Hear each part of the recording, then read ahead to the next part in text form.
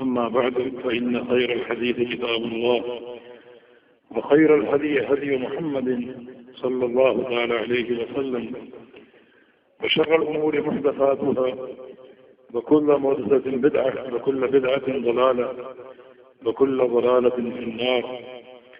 من يطع الله ورسوله فقد رشد واهتدى ومن يعص الله ورسوله فقد ضل وغوى.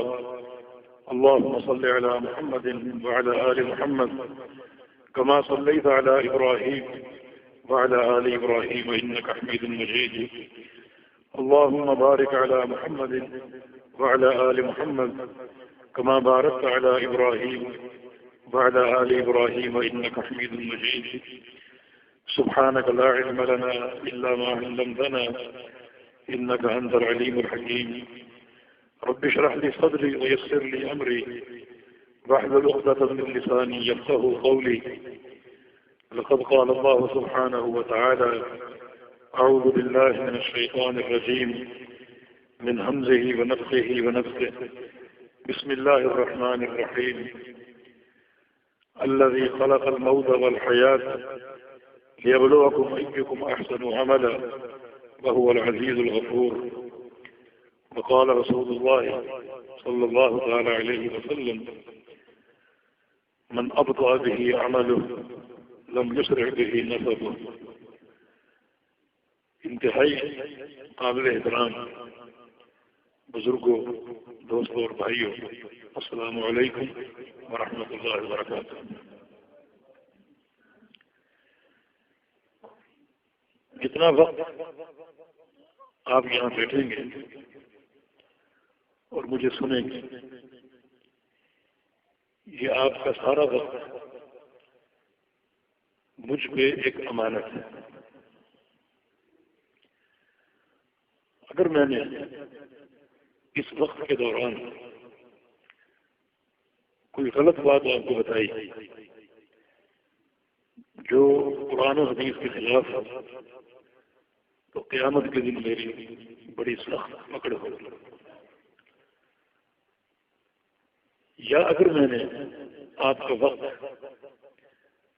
ضائع کیا لطیفے سنا کر، ہنسی مذاق کی باتیں کر کے،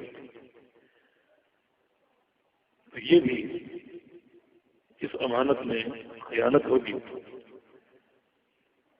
کیونکہ رسول اکرم صلی اللہ علیہ وسلم کی مجلس، آپ کا وعظ ایسا نہیں ہوتا تھا۔ نبی علیہ السلام نے اپنی پوری زندگی اپنے کسی وعظ میں، کسی درس میں صحابہ کو ہنسایا نہیں۔ یہ حدیث میں آتا ہے کہ نبی علیہ السلام درس ارشاد فرما رہے ہوتے اور صحابہ کرام اپنے سر جھکا کر رو رہے ہوتے۔ سنن ابو داؤد کی حدیث ہے، ارباد بن ساریہ رضی اللہ تعالی عنہ کی روایت سے کہ وعظنا رسول اللہ صلی اللہ علیہ وسلم موعظۃ ذرفت من العیون وجلت من القلوب۔ ہمیں نبی علیہ السلام نے ایک بار درس دیا، وہ ایسا درس تھا کہ سب کے رونگٹے کھڑے ہو گئے اور سب کی آنکھوں سے زاروں قطار آنسو جاری تھے۔ نبی علیہ السلام جب وعظ کرتے تو آپ کی کیفیت کیا ہوتی، آپ کا ذہن کیا ہوتا؟ وہی جو آپ کا فرمان ہے کہ انی لآخذ بحجزکم عن النار وانتم تقحمون فیها۔ جب میں تقریر کرتا ہوں، وعظ کرتا ہوں، تو میری یہ خواہش ہوتی ہے کہ تمہاری پشتوں سے پکڑ کر تم کو جہنم سے کھینچ، جہنم سے بچا دو۔ یہ اخلاص ایک واعظ کا اور ایک مقرر کا اور درس دینے والے کا ہے کہ اپنے سامعین کے ایک لمحے کو اپنے سر پہ ایک امانت تصور کرے اور اس امانت کا احساس کرتے ہوئے صحیح باتیں ان تک پہنچائے اور ان کا وقت ضائع نہ کرے۔ قصوں کہانیوں میں جو ثابت نہیں ہے لطیفوں میں، خام خواہ ہنسی مذاق کی باتوں میں، یہ قطعاً اسلامی دروس کا پروگرام نہیں۔ نبی علیہ السلام کا فرمان ہے کہ انما انا لکم بمنزلۃ الوالد، میں جو تمہیں دعوت دیتا ہوں اس طرح دیتا ہوں کہ میں تمہارے لیے جیسے تمہارے باپ کی جگہ پر، جیسے ایک باپ پورے اخلاص کے ساتھ اپنے بچوں کو سمجھاتا ہے، نصیحت کرتا ہے، اس طرح میرا اور تمہارا تعلق ہے۔ میرے دوستوں اور بھائیوں، آپ نے سنا کہ میں کراچی سے آیا ہوں اور یہاں آنے کا میرا ہی کچھ فائدہ ہے۔ یہ جو اس قسم کی مجلسیں ہوتی ہیں اس میں صرف سننا اور سنانا یہی فائدہ نہیں ہوتا، یہ فائدہ ہے، لیکن ایک فائدہ اور بھی ہے، اور وہ یہ ہے کہ ایک شخص کو بہت سے بھائیوں سے اللہ کی رضا کے لیے ملاقات کا موقع مل جاتا ہے، اور یہ معمولی بات نہیں ہے۔ میں اکیلا آپ سب سے مل رہا ہوں، آپ کو دیکھ رہا ہوں، اور یہ ملنا اور دیکھنا کسی دنیا کے مقصد کے لیے نہیں ہے، صرف اللہ کی رضا کے لیے۔ ایک حدیث قدسی ہے، نبی علیہ السلام کا فرمان ہے، اللہ فرماتا ہے کہ حقت محبت بالمتحابین فی، حقت محبت بالمتظاہرین فی۔ اللہ فرماتا ہے ان لوگوں کے لیے میری محبت فرض ہو جاتی ہے جو لوگ آپس میں محبت کرتے ہیں میرے لیے، ان لوگوں کے لیے میری محبت فرض ہو جاتی ہے جو آپس میں ملتے ہیں، ملاقاتیں کرتے ہیں، زیارتیں کرتے ہیں میرے لیے۔ تو یہ ایک کتنا عظیم انعام ہے اللہ رب العزت کا، اس نے یہ موقع دیا کہ اللہ کی رضا کے لیے آپ سب سے ملاقات ہوئی اور آپ کی زیارت ہوئی اللہ کی رضا کے لیے۔ یہ بہت بڑا اعزاز ہے۔ نبی علیہ السلام کی حدیث ہے قیامت کا دن ہوگا، میدان محشر میں اللہ رب العزت اعلان فرمائے گا این المتحابون بجلالہ، وہ لوگ کہاں ہیں جو دنیا میں میری خاطر محبتیں کرتے تھے، میرے لیے ملتے تھے، میرے لیے زیارتیں کرتے تھے، ملاقاتیں کرتے تھے، وہ لوگ کہاں ہیں؟ ان کے لیے آج میرے پاس کیا ہے؟ ظلہم تحت ظلی یوم لا ظل الا ظلی، آج انہیں میں اپنے سائے تلے جگہ دوں، جبکہ یہ سورج ایک میل کے فاصلے پر ہے اور اس کی تپش اور اس کی حرارت لوگوں کو جھلسائے دے رہی ہے، تو میں انہیں اس گرمی سے بچاؤں گا۔ بڑا لطیف اور ٹھنڈا سایہ ان کے لیے میں نے پیدا کیا ہے، اس سائے تلے ان کو جگہ دوں۔ ان کو جو دنیا میں میری رضا کے لیے آپس میں محبت کرتے تھے اور ملتے تھے۔ بلکہ نبی علیہ السلام کی ایک اور حدیث ہے کہ اوثق عور الایمان الموالات فی اللہ والمعادات فی اللہ، کہ ایمان کا جو سب سے مضبوط کنڈا ہے، سب سے مضبوط، یہ پورا ایمان اور اسلام جو ہے نا، یہ ایک زنجیر کے مانند ہے جس کی کڑیاں آپس میں ملی ہوئی اور مربوط ہیں۔ ان کڑیوں میں سب سے مضبوط کڑی، سب سے مضبوط کنڈا کیا ہے؟ الموالات فی اللہ، کسی سے محبت ہو اور دوستی ہو تو اللہ کے لیے، والمعادات فی اللہ، اور کسی سے نفرت ہو اور عداوت ہو تو وہ بھی اللہ کے لیے۔ نہ محبت ذاتی اغراض کے لیے ہو، نہ عداوت ذاتی اغراض کے لیے ہو، کسی کے ساتھ تعلق ہو تو اللہ کے لیے، اور ترک تعلق ہو تو وہ بھی اللہ کے لیے۔ بس دعا ہے کہ اللہ رب العزت ہم سب کا آنا اپنی رضا کے لیے خالص کرے۔ اللہ تعالی ہمارے دلوں کو ریاکاری سے بات کرتے ہیں۔ ریاکاری کسی عمل میں آ جائے تو وہ عمل بالکل بیکار ہو جاتا ہے۔ کسی عمل میں ریاکاری آ جائے وہ عمل بالکل باطل، اجر و ثواب سے محروم۔ بلکہ الٹا اللہ رب العزت کے عذاب اور اس کی پکڑ اور اس کے مواخذے کا ذریعہ بن جائے اگر ریاکاری آئے۔ لیکن نبی علیہ السلام نے ایک حدیث میں ایک بہت بڑے عمل کا ذکر کیا، اس حدیث کو اس عمل کو ایک حدیث میں نبی علیہ السلام نے پہاڑ کی چوٹی قرار دیا۔ وزیر وقت صنع میں ہی الجہاد فی سبیل اللہ، نبی علیہ السلام کا فرمان ہے کہ دین اسلام کی جو سب سے اونچی چوٹی ہے وہ جہاد فی سبیل اللہ۔ اچھا، اگر اللہ کی راہ میں جہاد کرتے ہوئے کوئی شہید ہو جائے تو اس کا اعزاز بہت بلند ہے، اس کا مقام اور مرتبہ بہت اونچا ہے۔ لیکن پیغمبر علیہ السلام کا فرمان ہے رب قتیل بین الصفین اللہ اعلم بنیتہ۔ کچھ لوگ ایسے ہیں جو قتل ہو کر گر جاتے ہیں دو صفوں کے بیچ میں۔ دو صفیں کون تھیں؟ ایک مسلمانوں کی اور دوسری کفار کی۔ دو صفوں کے بیچ میں قتل ہو کر گر جاتے ہیں۔ نبی علیہ السلام بتانا یہ چاہتے ہیں کہ یہ شخص صف اول کا مجاہد ہے اور وہیں گرا، بھاگا نہیں، دشمن کو پوچھ نہیں دکھائی، ڈٹ کے لڑتا رہا حتیٰ کہ زخموں سے چور ہو گیا، پورا خون بہا دیا اور شہید ہو گیا۔ نیکی بہت بڑی ہے، لیکن آگے کیا فرما رہے ہیں کہ اللہ اعلم بنیتہ، اس کی نیت کا حال اللہ جانتا ہے۔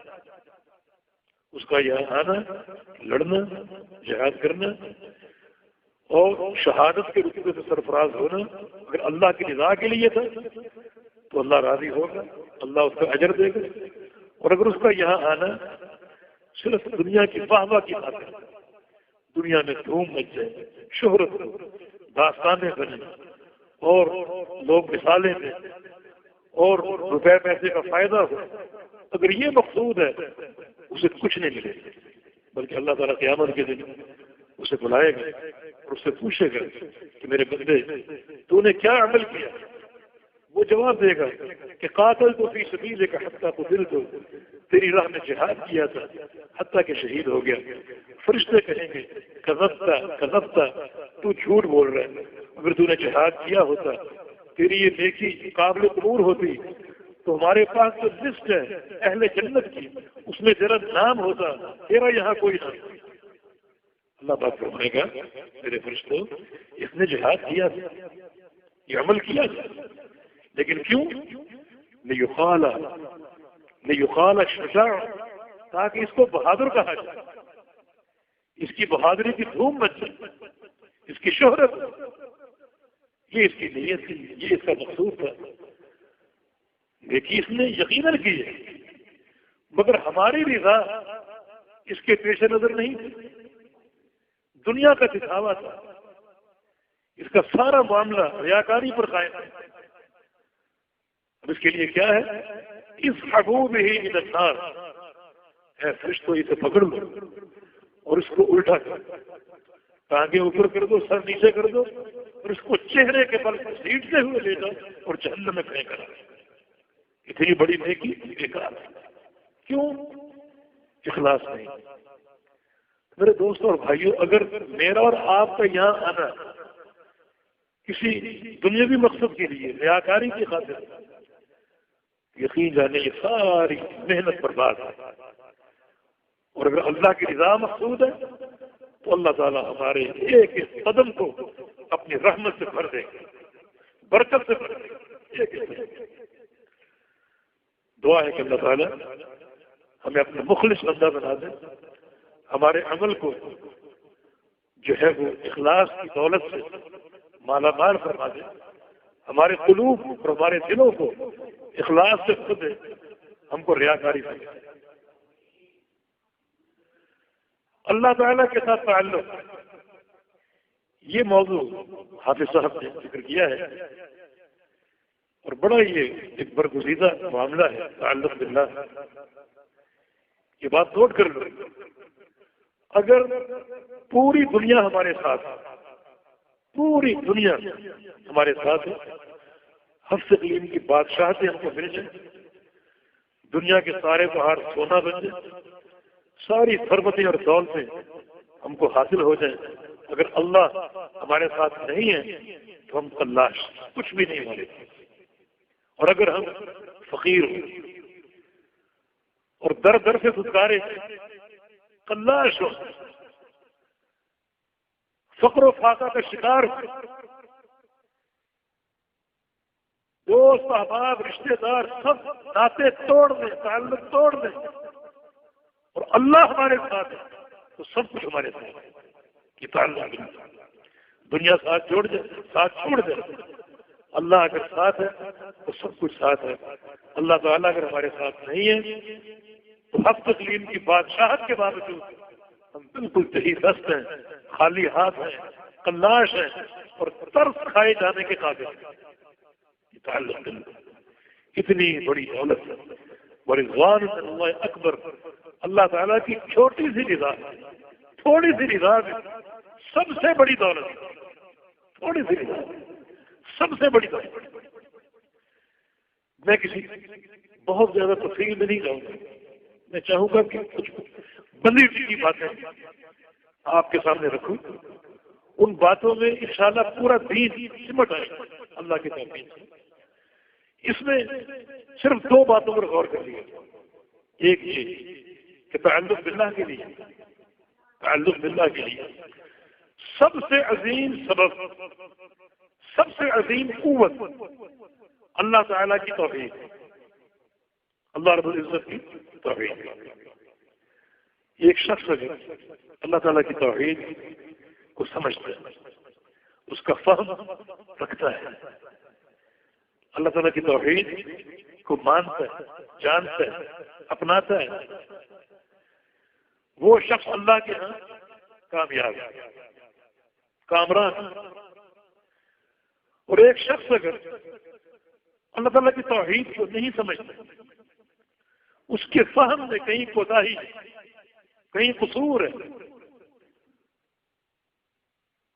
اور اس کے ساتھ ساتھ چاہے وہ تہجد پڑھے، نمازیں پڑھے، روزے رکھے، ہر سال حج کرے، ہر مہینے عمرے کو چلا جائے، اس کی کوئی نیکی قابل قبول نہیں۔ تعلق باللہ کے لیے جو سب سے قوی اور مضبوط بنیاد اور اساس ہے وہ اللہ تعالیٰ کی توحید۔ اس توحید کا جو بندہ صحیح معنی میں مظاہرہ کرنے میں کامیاب ہو جائے، اللہ تعالیٰ اس کو پکڑ لیتا ہے، اللہ اس کا بن جاتا ہے، اللہ تعالیٰ اپنی محبت اور رضا اس کو عطا فرما دیتا ہے، اس کی بخشش کے پروگرام بناتا ہے اور اس کو معاف کر دیتا ہے۔ ایک چھوٹا سا واقعہ میرے ذہن میں آ رہا ہے، صحیح بخاری میں ام المومنین سیدہ عائشہ صدیقہ رضی اللہ عنہا فرماتی ہیں کہ ایک سیاہ فام عورت جس کا خیمہ مسجد نبی میں تھا اور مسجد نبی میں جھاڑو دیا کرتی میرے پاس کبھی کبھی آتی تھی اور بیٹھ کر مجھ سے دین سیکھتی، باتیں کرتی۔ ایک دن وہ بیٹھی تھی، اس کی زبان پر ایک شعر آ گیا، وہ شعر پڑھ کر رو پڑی، زاروں ستار رو پڑی، پھوٹ پھوٹ کے رو پڑی۔ میں نے پوچھا یہ شعر کیا ہے، اس شعر میں کیا قصہ ہے، تمہیں کیا یاد آ گیا، کیوں رو رہی؟ اب پہلے وہ شعر سن لیجیے، یوم الوشاح من تعاجیب ربنا الا انه من دارد الکفر انجان۔ اس کا ترجمہ یہ ہے کہ وشاح والا دن، وشاح والا دن کتنا عجیب دن، اس دن میں نے اپنے پروردگار کی قدرت کی عجیب نشانیاں دیکھی، اور سب سے بڑی نشانی یہ تھی کہ اس اللہ نے مجھے کفر کے گھر سے نجات دی، یہ سب سے بڑی نشانی۔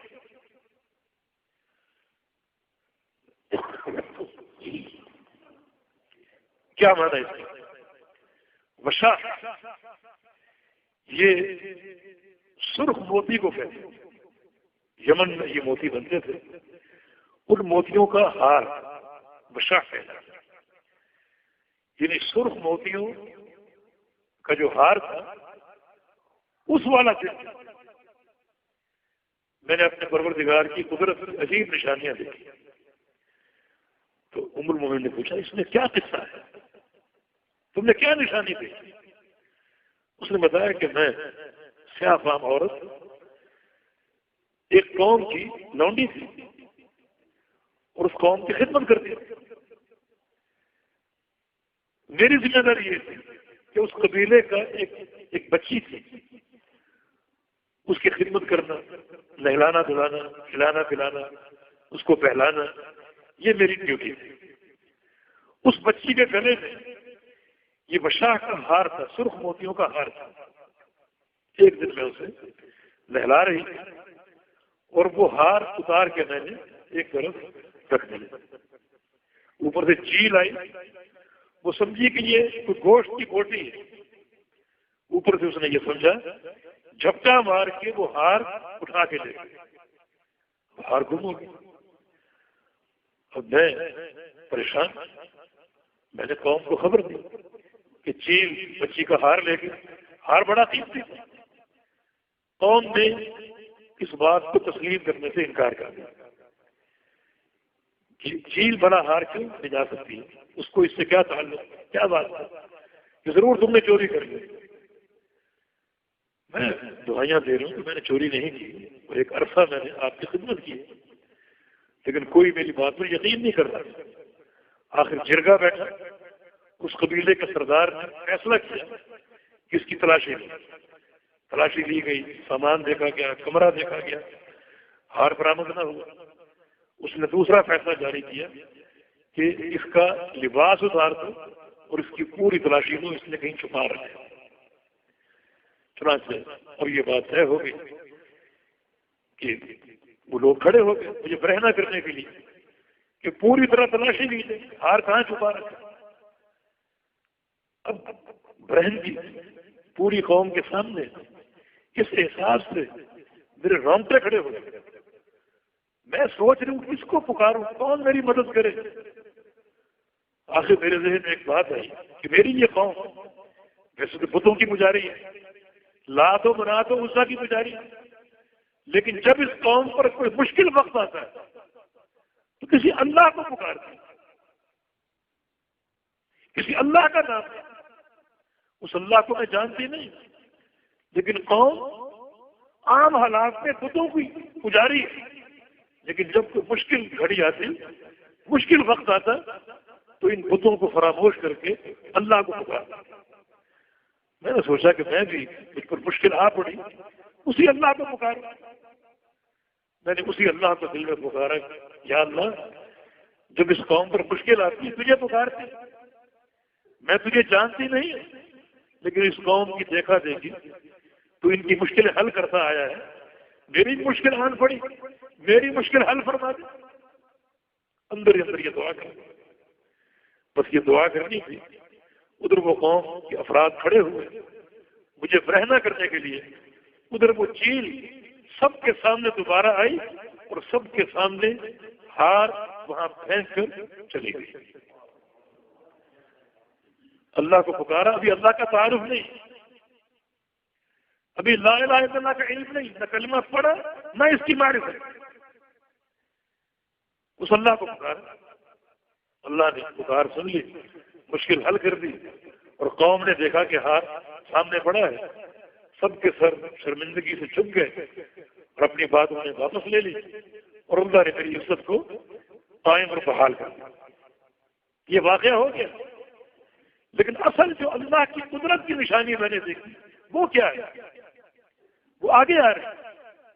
یہاں تک حدیث صحیح بخاری میں، آگے جو حدیث کا حصہ ہے وہ دیگر کتب میں موجود ہے۔ اصل بات یہ ہوئی کہ میرا دل اس قوم سے متنفر ہو گیا، حالانکہ میں نے ایک عرصہ اس قوم کی خدمت کی، مگر میرے دل میں یہ بات آ گئی کہ اس قوم نے مجھے یہ صلہ دی، مجھ پہ جھوٹا الزام لگا دیا، میں اس قوم سے متنفر ہوں۔ اب میں سوچ رہی ہوں کہ اس قوم کو چھوڑ دوں، اس قوم کو چھوڑ دوں۔ یہ چھوڑنے کی توفیق دی اللہ کی طرف سے دل میں، اللہ نے اس کفر کے گھر سے نکال دیا۔ اب میں سوچ رہی ہوں کہاں جاؤں، اکیلی یہاں سے نکلوں، 100 ڈاکو چور، اور پھر رستے میں جنگل درندہ، مجھے چیر پھاڑ کر کہاں جاؤں؟ اب میں انتظار کر رہی ہوں کوئی قافلہ آئے، اس قافلے میں شامل ہو جاؤں اور پھر میں اسی اللہ کے سپرد ہو جاؤں جس اللہ کا میں نے نام لیا اور اللہ نے میری مدد کی۔ اب ایک رات میں پوری طرح جاگ رہی تھی اور دور سے کسی قافلے کی آمد کا شور، قافلہ رات کی تاریکی میں کمرے سے نکلی اور وہ قافلہ رفتہ رفتہ قریب آ گیا، اور میں اس قافلے میں اندھیرے کی تاریکی میں، اندھیرے میں اس قافلے میں شامل ہو گئی، اس قافلے میں داخل ہو گئی، اور وہ قافلہ رواں دواں ہے۔ اس خاتون کا یہ بیان ہے کہ میں نے دیکھا وہ قافلے والے ہر بات پہ اسی اللہ کو یاد کر رہے، کبھی الحمدللہ، کبھی سبحان اللہ، کبھی لا الہ الا اللہ، کبھی اللہ اکبر، اسی اللہ کی باتیں ہو، اور کبھی کبھی ایک شخصیت کا وہ ذکر کرتے جس شخصیت کا نام ہے محمد صلی اللہ علیہ وسلم۔ مجھے یہ محسوس ہوا کہ یہ شخصیت اس قافلے کے لیڈر، اس قافلے کی سردار، اور وہ شخصیت اس اللہ کا رسول ہے، اس اللہ کا نمائندہ ہے۔ اب میرا دل بے قرار ہے اس شخصیت کو ملنے کے لیے۔ دیکھیں نا یہ کتنا عجیب بات ہے، جو لونڈی کفر کے گھر میں پڑی ہوئی، اللہ نے کس طرح توفیق دی، کس طرح وہاں سے نکالا، اس قافلے میں شامل کیا، اور قافلہ بھی کسی عام لوگوں کا نہیں بلکہ قافلہ بھی نبی اسلام کے صحابہ کا، نبی اسلام کے صحابہ کا۔ چنانچہ وہ قافلہ چلتے چلتے مدینہ منورہ پہنچ گیا، اور میں اللہ کے پیارے پیغمبر محمد رسول اللہ صلی اللہ علیہ وسلم کی روبرو کھڑی ہوئی اور اسلام قبول کر لیا۔ اللہ نے ہاتھ تھام لیا۔ دیکھیں تعلق باللہ جس کا آغاز معرفت پر نہیں ہے، ابھی اللہ کی پہچان نہیں ہے، اللہ کا نام نہیں، تو صدق قلب اللہ نے ہاتھ تھام لیا، دل اچاٹ کیا، اس قوم اس عورت کو وہاں سے نکالا، پیغمبر اسلام کے صحابہ کے قافلے میں شامل کیا، پھر نبی اسلام کے سامنے پہنچی، خدمت عزت میں حاضری دی، اسلام قبول کر لیا۔ اور ابھی معاملہ ختم نہیں ہوا، اللہ کی قدرت کی نشانی ہے، اللہ تعالیٰ کس طرح ہاتھ تھامتا ہے۔ رسول اللہ صلی اللہ علیہ وسلم نے فرمایا کہ اس عورت کا خیمہ مسجد نبوی کے اندر گاڑ دیا۔ اللہ، یہ مسجد نبوی میں رہے، اس کا خیمہ یہاں گاڑ دیا، خیمہ وہاں گاڑ دیا گیا۔ کیا اللہ نے اس کی دعا سنی اور کس طرح اس کا ہاتھ پکڑ لیا اور تھام لیا، مسجد نبوی میں خیمہ گاڑ، اور اس کو کیا کیا سعادتیں حاصل ہو رہی، 5 نمازیں اللہ کے پیغمبر کے پیچھے پڑھ رہی، بار بار پیغمبر اسلام کا دیدار ہو رہا، مسجد نبی میں جھاڑو دے رہے، مسجد کی صفائی کر رہے۔ صحابہ، ہر صحابی کی خواہش کہ اس عورت کو میں کھانا بھجواؤں، ہر صحابی کی مہمان ہے۔ اور پھر سب سے بڑی بات ام المومنین سیدہ عائشہ صدیقہ رضی اللہ عنہ اور دیگر امہات المومنین، سب کے گھر ساتھ ساتھ ہے، ان سب کا قرب، ان سب کا پڑوس، ان سب کا بار بار دیدار اور زیارت، ان سے علم حاصل کرنا۔ دیکھیں تعلق باللہ کیا اس کے ثمرات ہیں، اور بات ابھی ختم نہیں ہوئی۔ ایک دن پیغمبر اسلام تشریف لائے مسجد میں، وہ عورت نظر نہ آئی، وہ عورت دکھائی نہ دی۔ پوچھا کہ فلاں عورت کہاں گئی، دکھائی نہیں دے رہے۔ صحابہ نے عرض کیا یا رسول اللہ صلی اللہ علیہ وسلم رات اس کا انتقال ہو، فرمایا کہ افلا آذنتمونی، تم نے مجھے کیوں نہیں بتایا، مجھے اطلاع کیوں نہیں دی؟ صحابہ نے عرض کیا کہ ہم نے سوچا کہ آپ آرام میں ہوں گے، آپ کے آرام میں خلل آئے گا، اس لیے ہم نے اس کو کفن دے کر غسل دے کے اور اس کی تدفین کر دی جنازہ پڑھ کر، تاکہ آپ کے آرام میں خلل۔ رسول اللہ صلی اللہ علیہ وسلم نے ارشاد فرمایا کہ دلونی علی قبرہا، مجھے اس کی قبر دکھاؤ کہاں پر۔ اللہ اکبر، صحابہ نبی علیہ السلام کو لے کر اس کی قبر پہ چلے گئے اور پیارے تھے پر محمد رسول اللہ صلی اللہ علیہ وسلم نے اس کی قبر پر کھڑے ہو کر اس کے جنازے کی نماز پڑھی۔ یہ تعلق باللہ، اس خاتون کا تعلق باللہ ابھی موہوم ہے، ابھی اس کو علم نہیں کہ اللہ کون ہے، کیا اس کا تعارف، کیا اس کی توحید کے تقاضے، اور اللہ نے اس کی سن لی، اللہ نے اس کی سن لی، اور کیسی سنی، یہ سارا واقعہ آپ نے سنی۔ میرے دوست اور بھائی، اگر یہ تعلق اللہ کے ساتھ ہمارا قائم ہو جائے پوری معرفت کے ساتھ، اللہ تعالیٰ کی پہچان کے ساتھ، اس کی توحید کے تعارف کے ساتھ، تو کیا اس کی برکات ہے؟ اللہ تعالیٰ کس طرح ہمارا ہاتھ پکڑے گا اور کس طرح دنیا اور آخرت کی طاعت سے ہم کو عطا فرمائے گا اگر یہ تعلق جہل اور کسی فہم کی احساس پر نہ ہو بلکہ معرفت اور علم کی بنیاد۔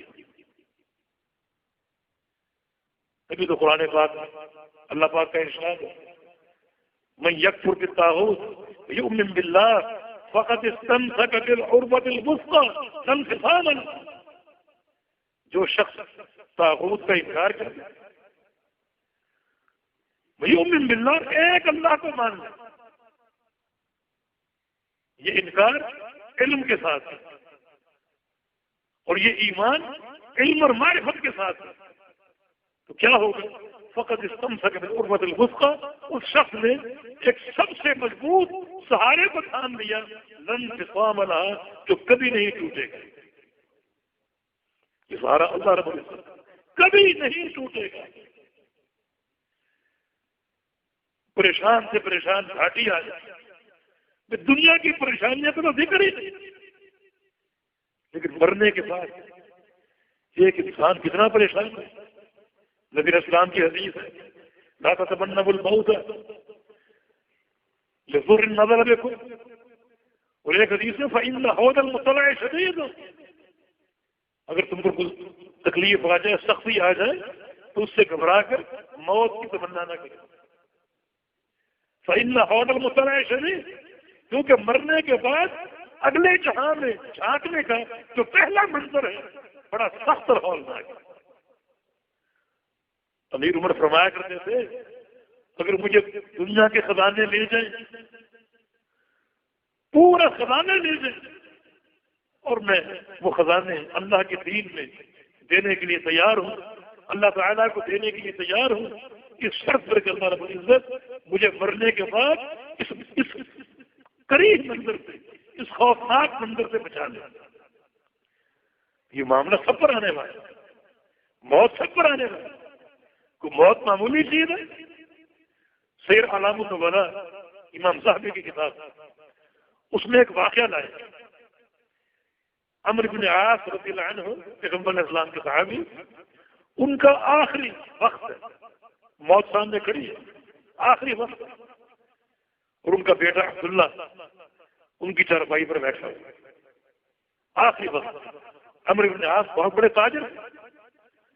اسی دوران ایک صندوق اس کمرے میں لایا گیا، اور لانے والے نے بتایا جناب عمرو بن عاص کو کہ یہ آپ کی فلاں تجارت کا نفع ہے، جو فلاں علاقے کی آپ کی تجارت ہے یہ اس کا نفع ہے، اور وہ چاندی اور سونے کے سکوں سے بھرا ہوا تھا، درہم و دینار سے بھرا ہوا تھا، اتنا بڑا صندوق، کم مال نہیں، لیکن اب سفر آخرت کی تیاری، موت سامنے کھڑی ہے، اور یہ صندوق بالکل بے قیمت ربی محسوس ہو۔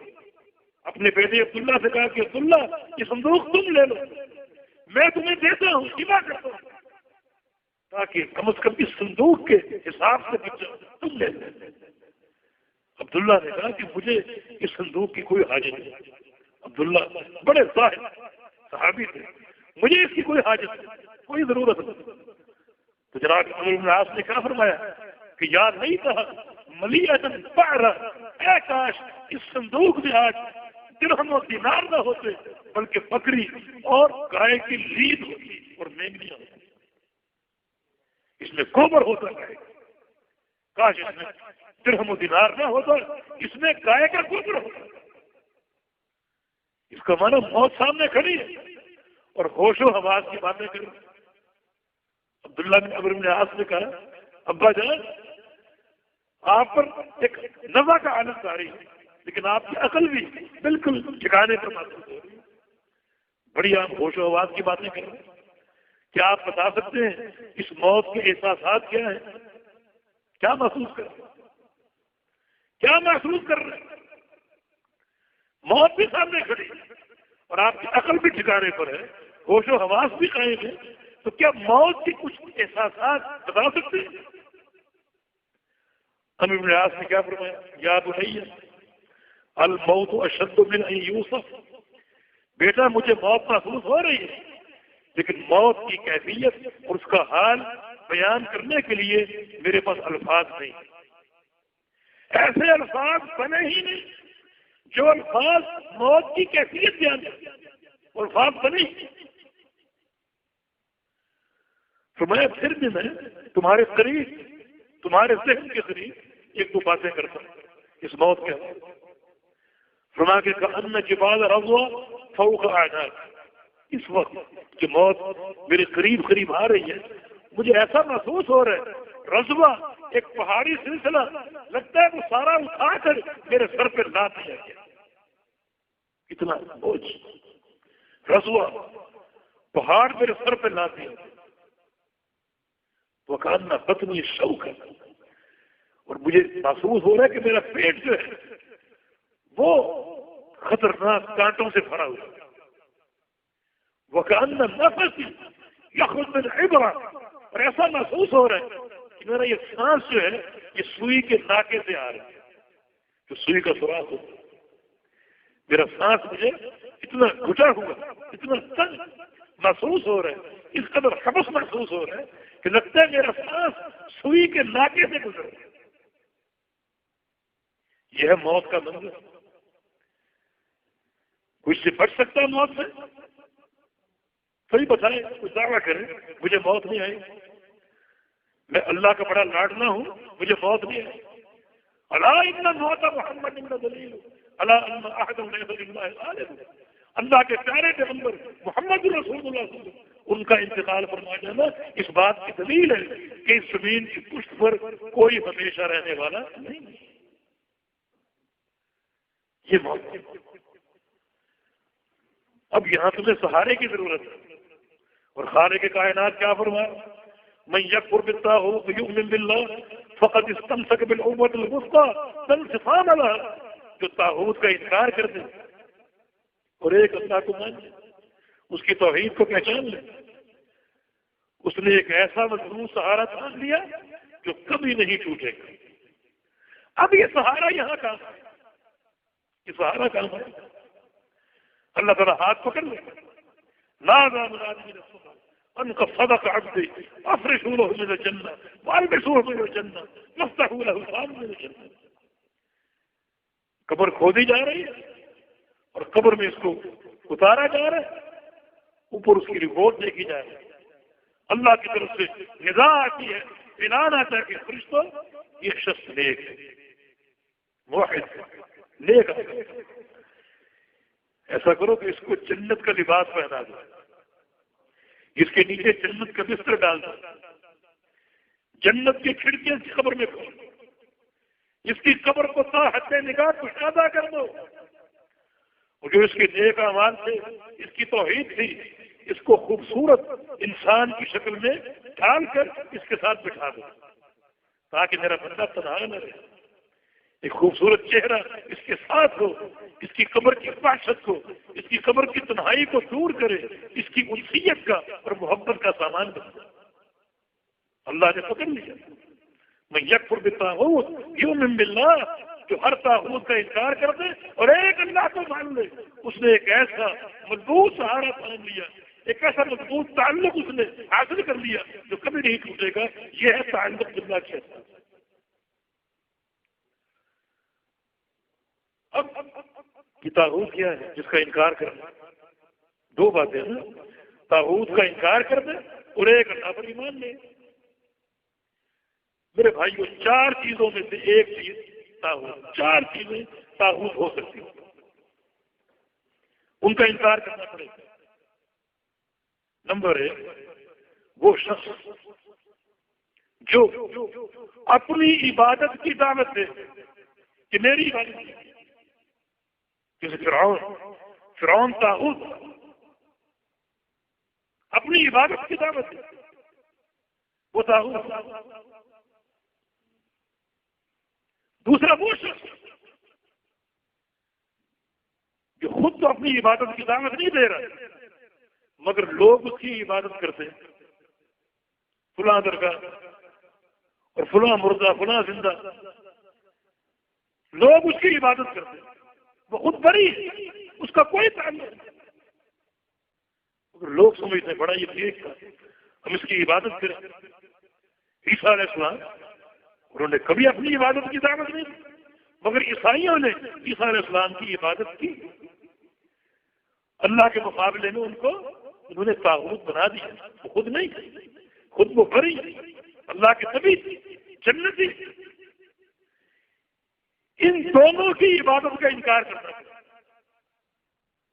دونوں کی عبادت کا انکار کرنا پڑے، نہ میں اس کی عبادت کروں گا جو خود اپنی عبادت کی دعوت دیتا ہے، نہ میں اس کی عبادت کروں گا جس نے خود تو دعوت نہیں دی مگر لوگ اس کی عبادت کرتے ہیں۔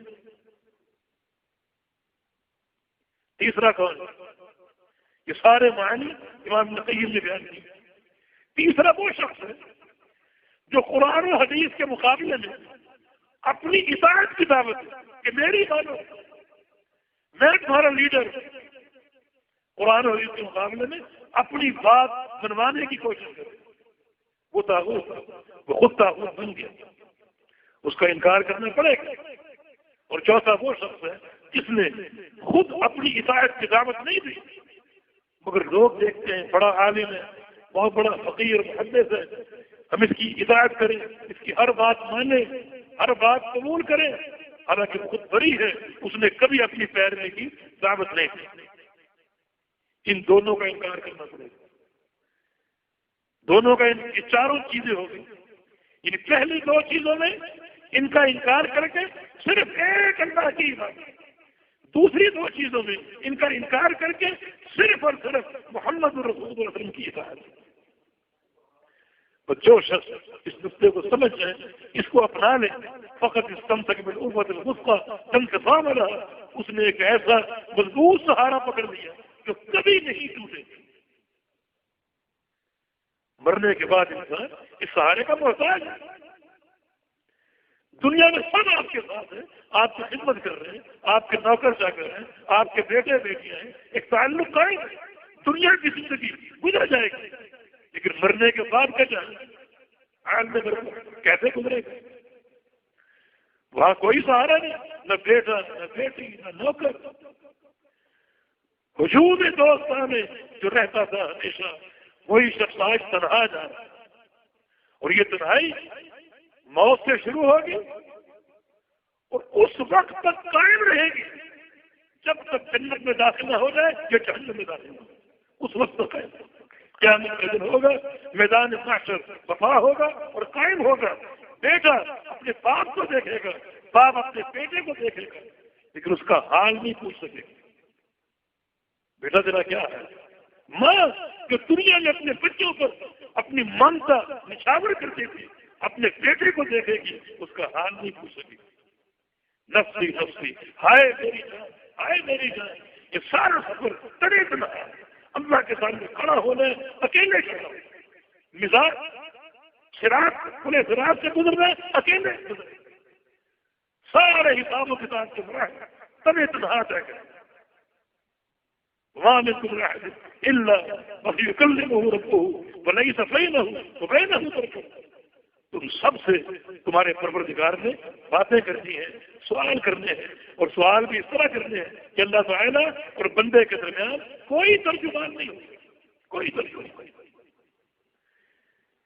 اتنی خطرناک یہ عدالت، اس کا سامنا کر سکو گے؟ بالکل نہیں۔ لیکن اگر اللہ کے ساتھ سچا تعلق ہو، وہ تعلقات کے سارے معنی جو ہم نے عرض کی، یہ تعلق باللہ وہ سہارا ہے، ایک عظیم سہارا جو کبھی نہیں ٹوٹے گا۔ میں نے عرض کیا کہ جو شخص اللہ تعالیٰ کی توحید کے ساتھ جڑ جائے اور منسلک ہو جائے، اللہ تعالیٰ اس کی بخشش کے پروگرام بناتا ہے، بلکہ اللہ کے ہاں وہ بخشا ہوا بندہ ہے، بخشا ہوا ہے۔ ایک حدیث قدسی جامع ترمذی کی حدیث مسند احمد میں رسول اللہ صلی اللہ علیہ وسلم کا فرمان ہے کہ اللہ تعالیٰ یا ابن آدم یا ابن آدم انک ما دعوتنی ورجوتنی لاغفرن لک علی ما کان منک ولا ابالی۔ اے آدم کے بیٹے، اللہ فرما رہے جب تک تو دو کام کرتا رہے، دو کام، جب تک تو دو کام کرتا رہے اس وقت تک میں بھی تیرے تمام گناہوں کو معاف کرتا رہوں۔ وہ دو کام کون سے؟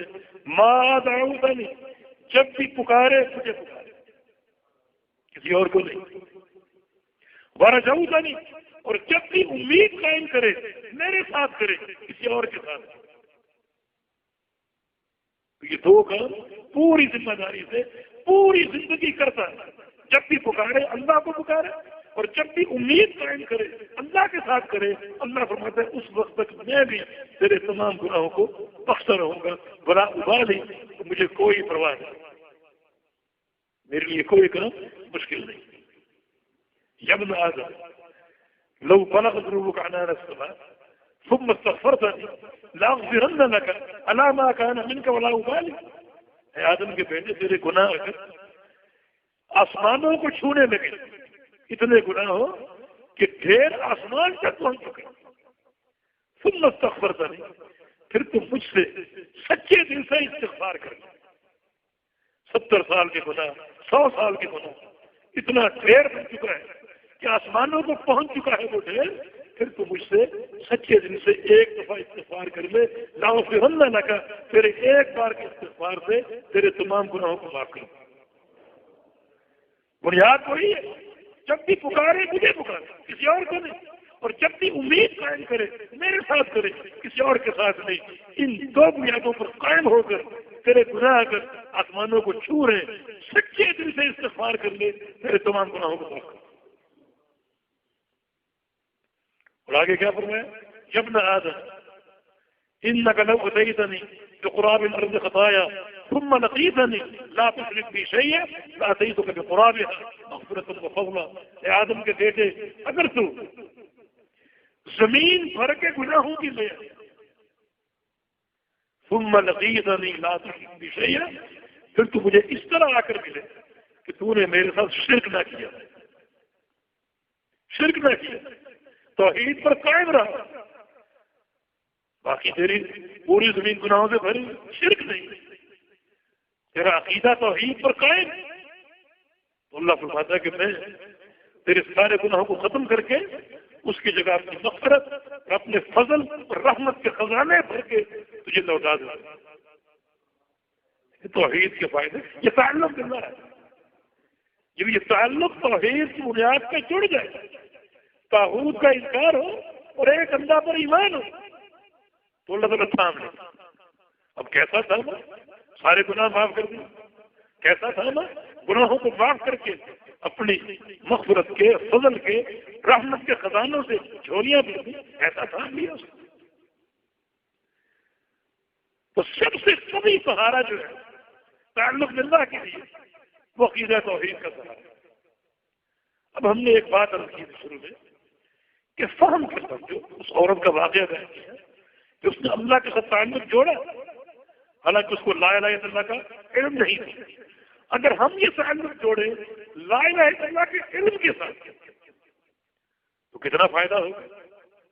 اس خاتون کی مثال ہم نے سن لی، اس کو کیا فائدہ ہوا، اللہ نے کس طرح اس کو تھام لیا۔ لیکن اگر یہی تعلق علم کے ساتھ ہو، معرفت کے ساتھ ہو، ٹھوس عقیدے کے ساتھ ہو، تو اللہ کے ہاں کیا ہم کو جو ہے وہ اس کا فضل، اس کی رحمتیں اور اس کی عنایتیں حاصل ہوں، کتنا یہ عظیم اور ٹھوس سہارا ہم کو مل جائے، جو دنیا میں بھی کام آئے گا، آخرت میں بھی کام آئے گا۔ تو پھر آئیے تھوڑا سا علم اس کا حاصل کریں. میں چند منٹ آپ کے دوں گا کہ اس کلمے کا علم کیا ہے. لا الہ الا اللہ سب کو آتا ہے, سب پڑھتے ہیں, بچے کی زبان پر ہے, لیکن میرے بھائی صرف زبان پر ہونا کافی نہیں, صرف زبان پر ہونا کافی نہیں, بلکہ اس کا علم ضروری ہے. آپ سوال کریں کہ اس عورت کو تو بغیر علم کے کام آ گیا, اس کی بات تو بن گئی تھی لیکن نہیں بنی تھی. اللہ تعالیٰ نے اس کو سکھایا, سکھائے بغیر نہیں چھوڑا. اس کے معاملے کا آغاز اللہ کے نام سے ہوا, اللہ کے ذکر سے ہوا, اگرچہ پہچان نہیں تھی اور اللہ نے پھر اس کو پہچان کروا دی, اس کو علم عطا فرما دیا, جس کا معنی یہ ہے کہ اس کا علم حاصل ہونا ضروری ہے.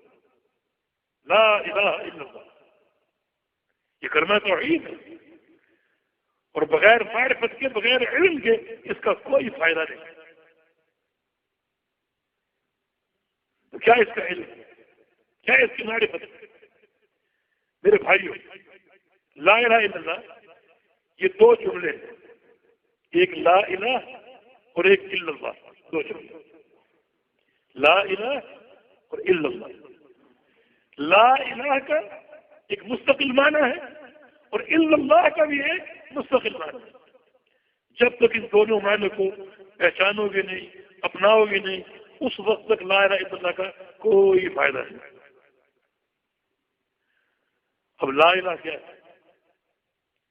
لا عربی زبان میں حرف نفی, اس کا معنی نہیں, لا کا معنی نہیں, لا کا معنی نہیں, الہ نہیں ہے کوئی معبود.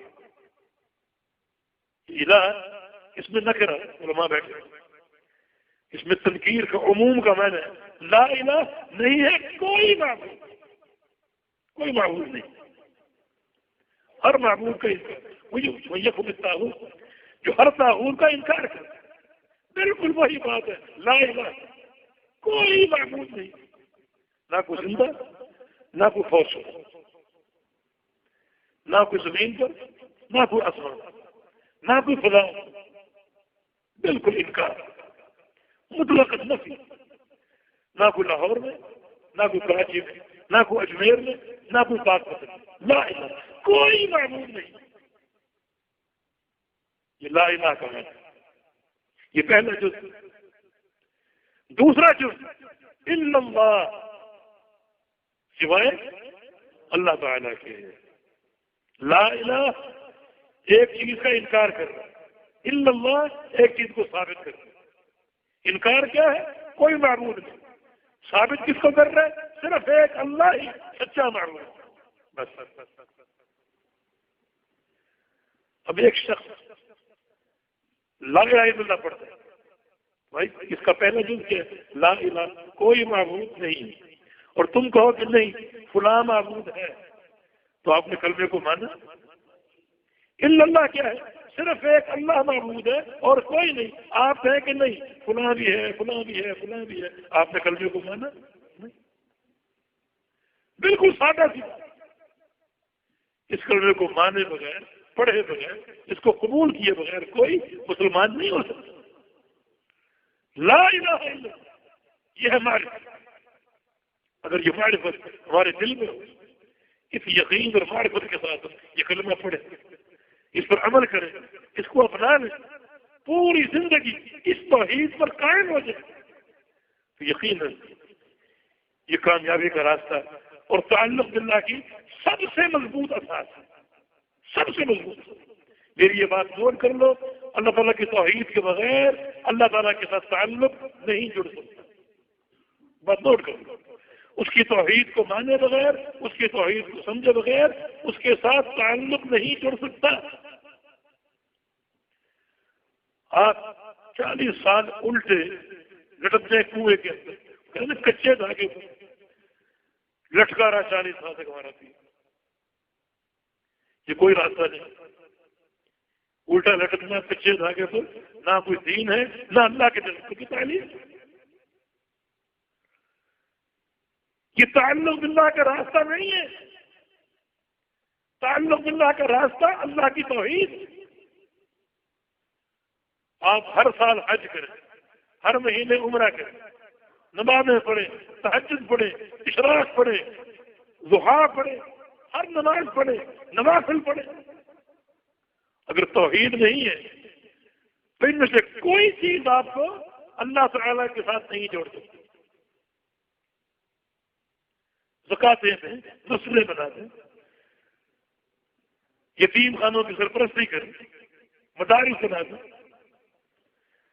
جو چاہے ان میں سے کوئی چیز آپ کو اللہ کے ساتھ نہیں جوڑ سکتی.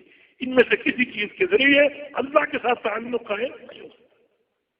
اگر یہ تعلق قائم کرنا چاہتے ہو، جڑنا چاہتے ہو اپنے رب کے ساتھ، اپنے پروردگار کے ساتھ، تو اس کی پہلی جو کڑی ہے، خشت اول، وہ اللہ کی توحید. سب سے ضروری نقطہ ہے میرے بھائیوں، یہ اللہ کی توحید جس معنی کے ساتھ میں ذکر کی، یہ اللہ کا حق ہے. یہ اللہ کا حق ہے. اس حق کو مان لو گے تو اللہ تعالیٰ بھی ہمارے سارے حقوق پورے کر دے. اس حق کو پامال کر دو گے، اللہ تعالیٰ بھی ہمارے سارے حقوق کو پامال کر دے. تمہارے حقوق کیا ہے؟ تمہیں کھانا چاہیے، امن چاہیے، قیامت کی جنت چاہیے، یہ سب تمہاری ابتدا ہے. تم طلب کرنا چاہتے ہو تو اس حق کے توحید کو سمجھ لو. یہ ہم نے بات کہاں سے لی کہ اللہ کی توحید اللہ کا حق ہے؟ یہ پیغمبر اسلام کی حدیث ہے، پیغمبر اسلام کے فرمان سے. ایک دن معاذ بن جبل رضی اللہ عنہ ایک سواری پر اللہ کے پیغمبر کے ساتھ سوار تھے. صحیح بخاری کے چلے جا رہے ہیں مدینے کی گلیوں میں.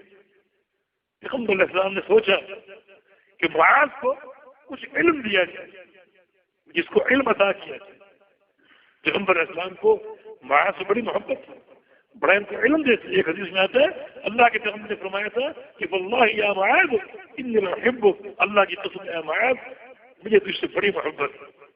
آپ نے معاذ سے اتنا علم دیا تھا، اتنا علم دیا تھا کہ پیغمبر اسلام کی حدیث ہے کہ ان معاذ یأتی یوم القیامہ امام العلماء رتوۃ، کہ معاذ بن جبل رضی اللہ عنہ قیامت کے دن اس شان سے آئے گا کہ میری امت کے سارے علماء کی قیادت کرے. میری امت کے سارے علماء، سارے محدثین، سارے فقہاء پیچھے پیچھے ہوں گے اور معاذ سب سے آگے ہو. یہ معاذ بن جبل کا مقام سواری پر سوار ہے اور اللہ کے پیغمبر نے معاذ کو اور علم دینا چاہا. پوچھا اے معاذ اتدری ما حق العباد، کیا تم یہ بات جانتے ہو کہ اللہ تعالیٰ کا بندوں پر کیا حق ہے اور بندوں کا اللہ پر کیا حق ہے؟ یہ بات جانتے ہیں؟ اب حق کی بات ہو رہی ہے. دو حق، ایک اللہ کا حق بندوں پر، دوسرا بندوں کا حق اللہ پر. بڑا ایک عظیم معاملہ، حقوق کی بات ہو رہی ہے. عرض کیا کہ اللہ رسول اعلم، اللہ اس کا رسول جانتے ہیں، میں تو نہیں جانتا. آپ مجھے تعلیم دیجیے، علم دیجیے تاکہ میں بھی جان لوں. تو رسول اللہ تم نے ارشاد فرمایا حق اللہ علی العباد ان یعبدوہ ولا یشرکوا بہ شیئا، اللہ کا بندوں پر یہ حق ہے کہ بندے اللہ کی عبادت کرتے رہیں، اللہ تعالیٰ کی عبادت کرتے رہیں. کیا بات پوری ہو گئی؟ نہیں، بات پوری نہیں ہوئی. ابھی توحید ناقص. اللہ تعالیٰ کی عبادت کرتے رہے، یہ توحید ناقص. بات پوری اگلے جملے سے ہوئی بڑا یشرکوا بہ شیئا، اور عبادت کرتے رہے اور ہر شرک کا انکار کرتے، ہر شرک کی نفی کرتے. توحید کی بات نفی اور اس بات دونوں کے ساتھ. آپ نے قرآن سنا جو طاغوت کا انکار کرے اور اللہ پر ایمان کرے. کلمہ کیا ہے؟ لا الہ الا اللہ. لا الہ نفی ہے، الا اللہ اس بات ہے. توحید کا معنی نفی اور اس بات کے بغیر مکمل ہو ہی نہیں سکتا.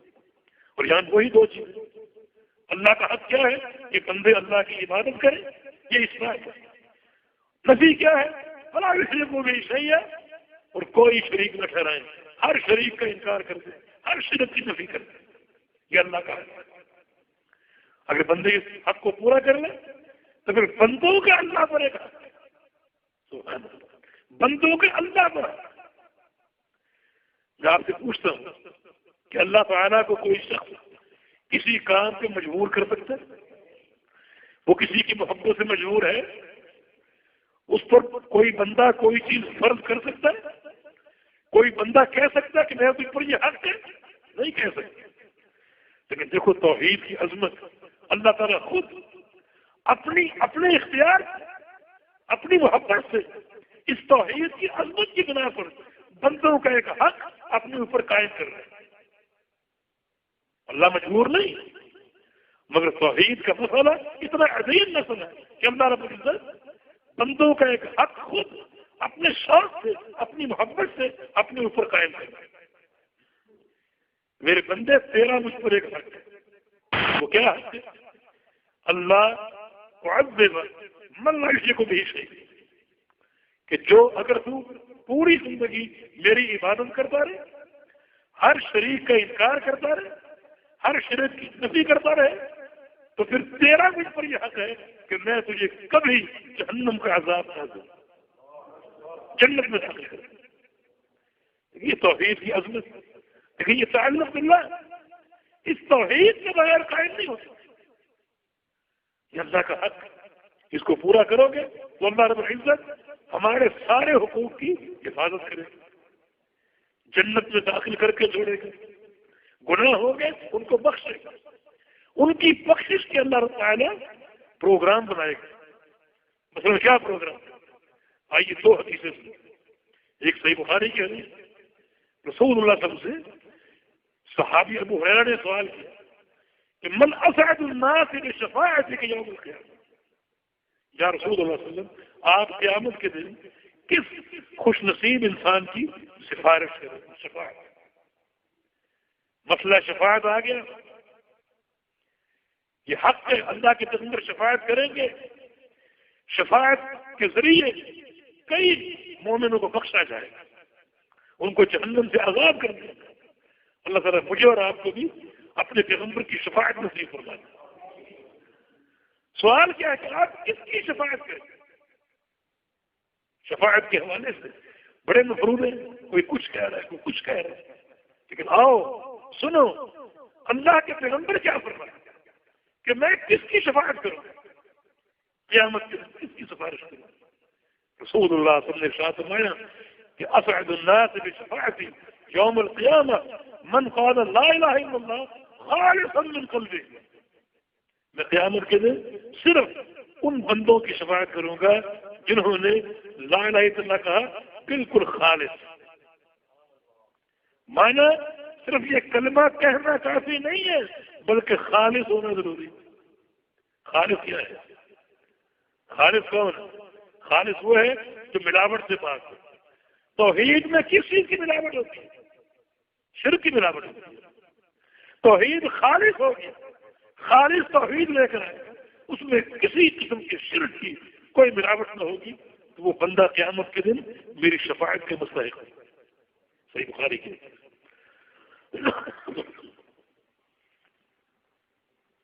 دوسری حدیث صحیح مسلم امام احمد، رسول اللہ صلی اللہ علیہ وسلم نے ارشاد فرمایا لکل نبی دعوت مستجابۃ قد دعا بها، اللہ تعالیٰ نے ہر نبی کو ایک دعا دے رکھی، ہر نبی سے کہہ رکھا ہے اور کہہ دیا کہ تم ایک دعا کر لو، وہ دعا میں یقیناً قبول کروں گا۔ ہر نبی کو ایک دعا کا اختیار دیا، قد دعا گیا، ہر نبی کو دعا کر چکا، ہر نبی وہ دعا کر چکا۔ رسول اللہ صلی اللہ علیہ وسلم فرمایا کہ اللہ نے مجھے بھیجا، میری باری آئی تو اللہ تعالیٰ نے مجھے بھی اس دعا کا اختیار دیا کہ اے محمد صلی اللہ علیہ وسلم ایک دعا تم جو چاہو کر لو، میں قبول کروں۔ نبی علیہ السلام نے کیا فرمایا؟ فرمایا کہ میں نے وہ دعا دنیا میں نہیں کی، وہ دعا نہیں کی تھی، ادخرت بها، میں نے اس دعا کو سنبھالا ہوا، اس دعا کو سنبھالا ہوا۔ حالانکہ نبی علیہ السلام کی زندگی میں بڑے خطرناک موقع آئے، طائف کی وادی میں آپ کو پتھر مارے گا، لہو لہان کیا گیا، تو دعا کا حق استعمال کر لیتے، نہیں کیا۔ جنگ احد میں آپ کا سر مبارک زخمی ہوا، چہرے پر زخم آیا، دندان مبارک شہید ہوئے، نگہال ہو کر گھاٹی میں گرے، کھائی میں گرے، وہ دعا کر لیتے، نہیں کیا۔ شیخ ابی طالب میں 3 سال معذور رہے، وہ دعا کر لیتے، نہیں کیا۔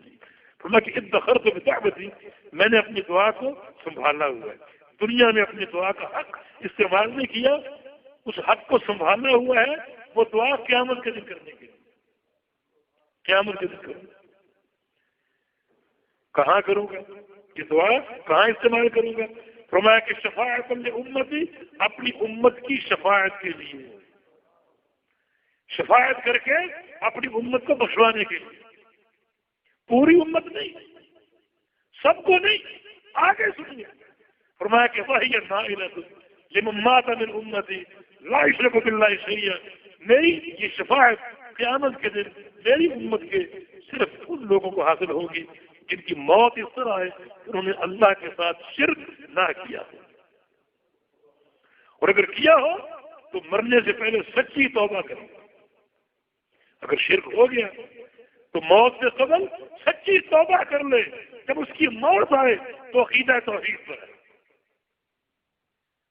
فرمایا کہ پھر میں اس شخص کو قیامت کے دن اپنی شفاعت کے ذریعے بخشواؤں گا، اس کو میری شفاعت نصیب ہوگی اور حاصل ہوگی، باقی کسی کو نہیں۔ لیکن اللہ رب العزت اپنے ان بندوں کے لیے، ان کی بخشش کے لیے کیسے کیسے پروگرام کرا۔ صحیح مسلم کی ایک حدیث ہے، نبی علیہ السلام کا ارشاد ہے کہ قیامت کے دن ایک مسلمان موحد اس کو لایا جائے گا، موحد صاحب توحید، لیکن گناہ بھی کرتا رہا، توحید بھی ہے اور گناہ بھی، اس کو لایا جائے گا، اس کے ساتھ ایک شخص یہودی یا عیسائی ساتھ لایا جائے گا، اکیلا نہیں آ رہا۔